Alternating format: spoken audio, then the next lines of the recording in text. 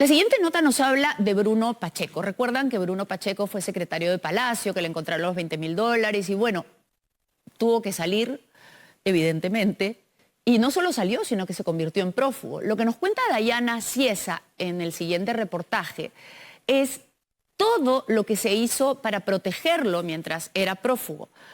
Todos los esfuerzos, la cantidad de dinero que se le entregó, dinero que al parecer no era lo que le habían prometido además, y cómo él se iba poniendo cada vez más descontento. Tan es así que al final decidió entregarse y colaborar. Todos los detalles en el reportaje de Dayana Ciesa. Fue desde las entrañas del poder, desde dentro de Palacio de Gobierno, en el mismo despacho presidencial, donde se planeó cómo proteger y lograr el silencio de un altísimo funcionario que sabía demasiado. Bruno Pacheco Castillo, el segundo hombre más importante de la Casa de Pizarro hasta el año pasado. En la denuncia constitucional presentada contra el presidente Pedro Castillo, un colaborador eficaz narra con mucho detalle todas las angustias y correrías que se vivieron en el gobierno para evitar que Bruno Pacheco cantara todo lo que sabía. El 23 de noviembre del año pasado, y a petición del propio presidente Pedro Castillo, lo hicieron renunciar a su cargo, bajo la promesa que le harían llegar un porcentaje de su sueldo de ese mes, que se harían cargo de sus gastos y del pago de sus abogados. Todo, por supuesto, a cambio de que mantuviera la boca cerrada. El encargado de cuidarlo en esta etapa fue Beder Camacho, en ese momento subsecretario de Palacio de Gobierno y hombre de confianza del mandatario. Yo estoy con la conciencia tranquila, estoy presto a colaborar con la justicia y con el Ministerio Público, porque confío en la objetividad del Ministerio Público y el trabajo de los fiscales. Las órdenes de proteger al hombre que tenía mucha información que podía incriminarlos se las daba directamente Pedro Castillo, según cuenta el colaborador eficaz. Y como el objetivo principal era evitar la delación, Castillo siempre estuvo dispuesto a comprar su silencio. Soy profesor con un sueldo de 2.200 soles. ¿Usted cree que con 2.200 soles y con haber trabajado 3 meses en Palacio de Gobierno, cree que me puedo escapar a algún lugar fuera del país? Por eso entrego mi pasaporte y le voy a decir algo, nunca he salido del país, nunca. La única vez que he salido del país ha sido en la gestión del presidente. Lo que hasta hoy no se ha contado son todos los esfuerzos que se hicieron desde Palacio de Gobierno para mantenerlo con la boca cerrada. Pacheco vivió meses de incertidumbre, pero sobre todo de gran desconcierto, pues en varias ocasiones, según versión del colaborador eficaz, sintió que desde Palacio de Gobierno no cumplían con el acuerdo pactado. Se sentía abandonado y era precisamente en estos momentos cuando amenazaba con hablar.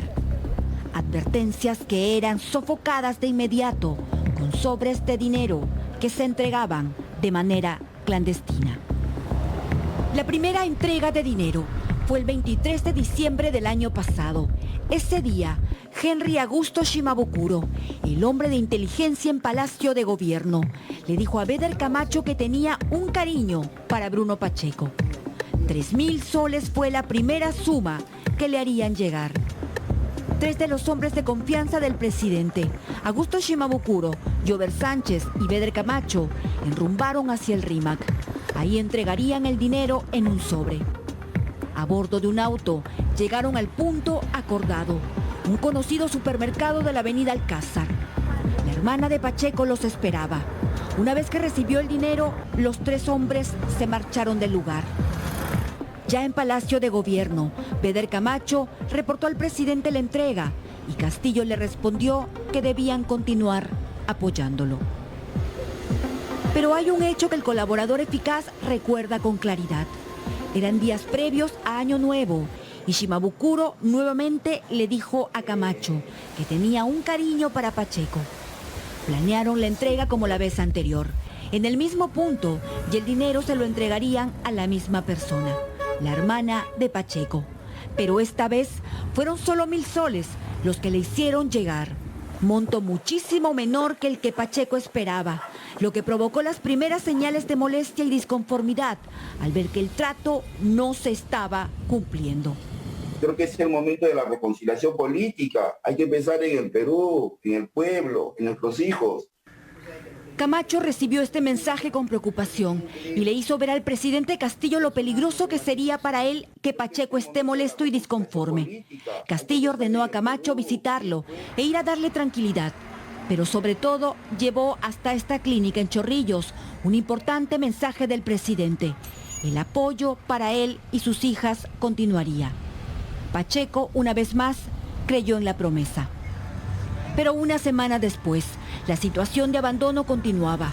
Es más, Pacheco, muy mortificado, atravesó el centro de Lima, recorrió calles cercanas a Palacio de Gobierno para reunirse con Beder Camacho y reclamarle por el incumplimiento de entregarle los 20.000 soles pactados, pues hasta ese entonces solo le habían alcanzado 4.000 y eso lo tenía muy intranquilo.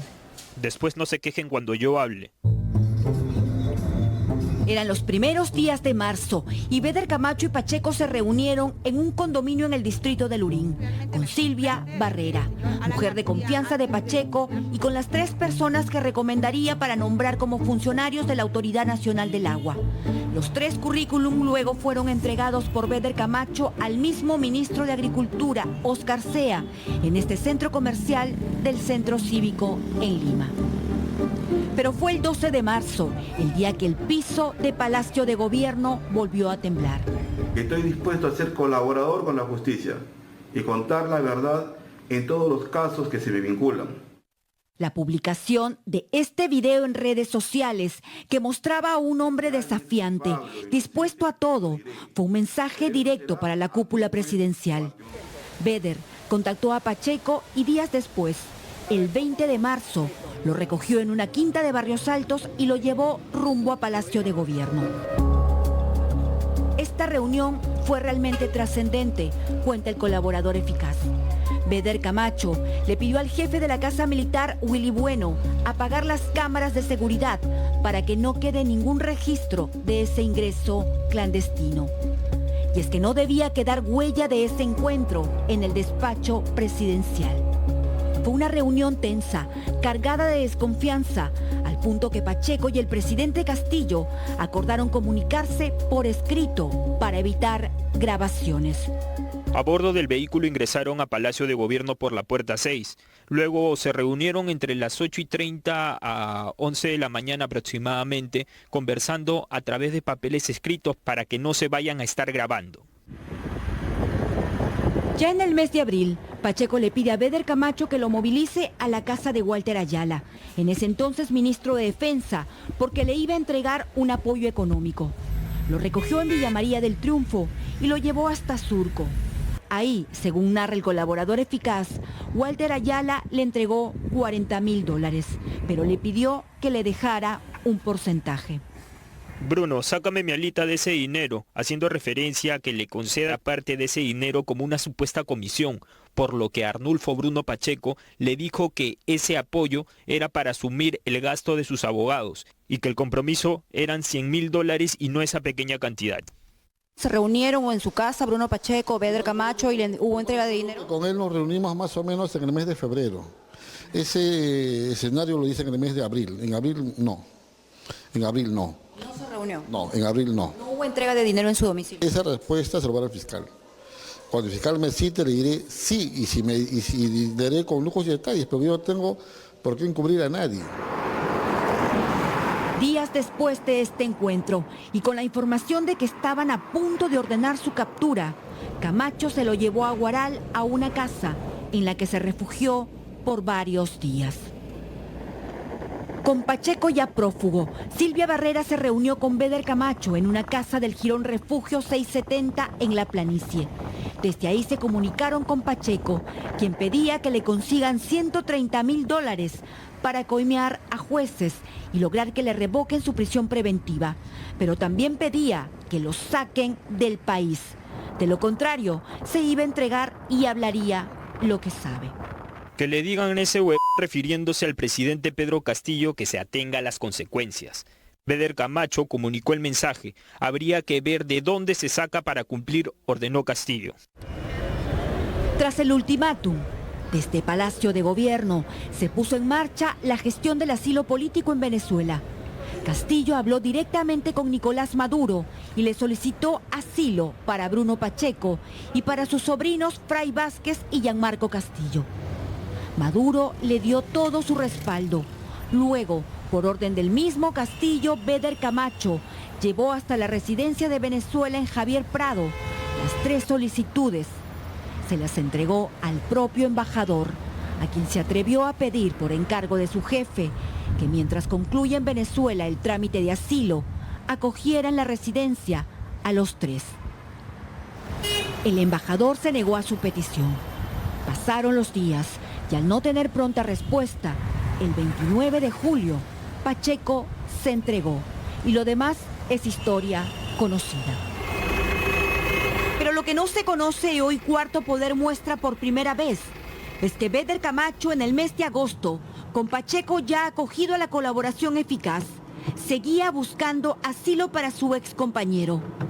En estas imágenes captadas por la División de Búsqueda, el 18 de agosto último, se le ve saliendo de la residencia del embajador de Venezuela, a bordo de su vehículo. Al día siguiente, el 19 de agosto, a las 10:50 de la mañana, llegó a la Embajada de México. Trabajos de seguimiento como estos serían afectados por el recorte del más del 20% de presupuesto que sufrió la División de Búsqueda de la Dijimín en los últimos días. Sin duda que los tiempos cambian y las piezas se van reacomodando. No lo vamos a ver entonces luego brindando información a la justicia. ¿Por qué voy a solicitar ser colaborador eficaz si no he cometido ningún delito?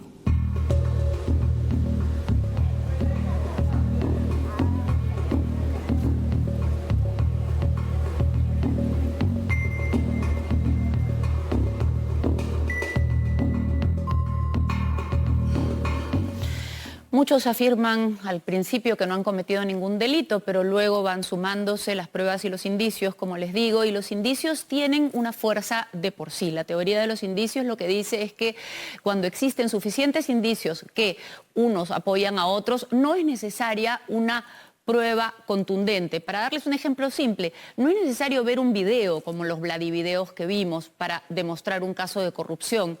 Para llevarlo a un tema muy doloroso, pero que es muy gráfico, no es necesario ver un video de una violación para saber o poder probar que hubo una violación. Hay restos que son indicios, por ejemplo, ¿no? Y entonces, cuando se suman los indicios y cuando se suman tantos indicios como se están sumando en estos casos, lo que tenemos son casos que tienen evidencias contundentes y por lo tanto tienen que ser evaluados como tales.